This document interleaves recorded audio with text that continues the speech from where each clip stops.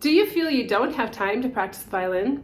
In this video, discover how to practice the violin when you have no time.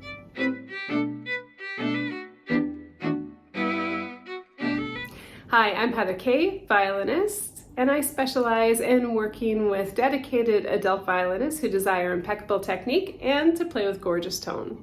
First things first, leave your violin out.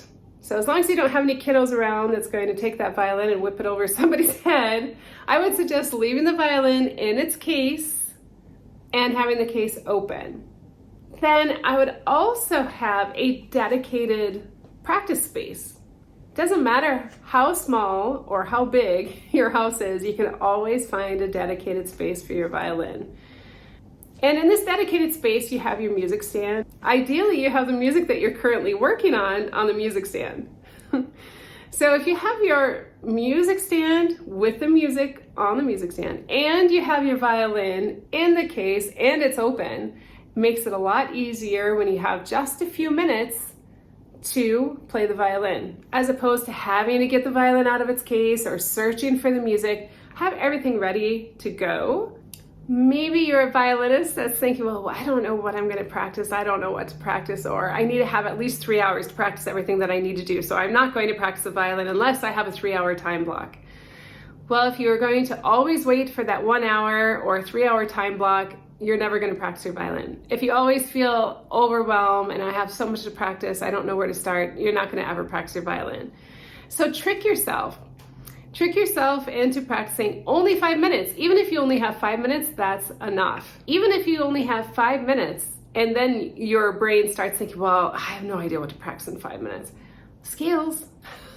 When you feel like you don't know what to practice, always go to scales. They're your go-to. Scales and arpeggios. Any position, 1 octave, 2 octave, 3 octaves, it doesn't matter. Scales and arpeggios, that's your go-to for practice. Having scales as your go-to takes the guesswork out of what to practice.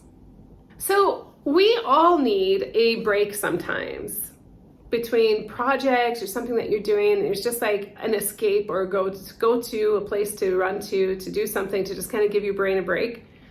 See if you can use your violin as that break. So if you're doing something in the house, if you're working at home, or even if you're working with clients at work, you can take your violin, and when you have that break time between clients, or if you're working online between clients, you can pick up your violin. I've done that so many times. So yes, I have violin students that I work with, but I also work with other clients as well. And when I have just like even a 5-minute break, or I'm waiting for somebody to show up, I go ahead and take my violin out and play. The next time you reach for your phone to run to Instagram or check out YouTube videos, take out your violin and play. Play at least one scale before you allow yourself to scroll Instagram. So since you most likely have your phone nearby when you're practicing, I would suggest using the timer on your phone.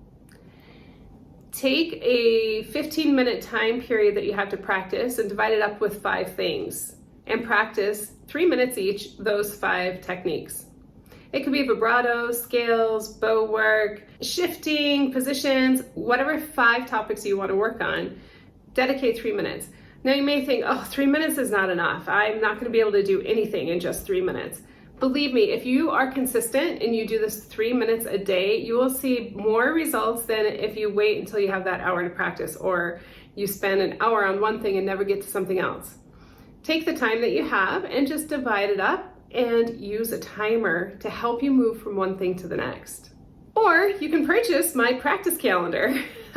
That way you don't even have to think what to practice. It has a checklist for you. You can go ahead and check off every single technique that you have for every day. And in my practice calendar, you have 365 routines that you can go through to help you on your violin practice journey. That way you don't have to think about what to practice, and it keeps the flow going. It's the same concept. 3 minutes on each technique and you have a 15-minute practice routine. If you decide to do 6 minutes on each technique, then you have a 30-minute practice routine. Now this is specifically for technique. Of course, we have pieces that you want to play. If you have 30 minutes that you can practice, if you can find 30 minutes, spend 15 minutes on technique and 15 minutes on your pieces. If you only have a few minutes a day, practice your scales.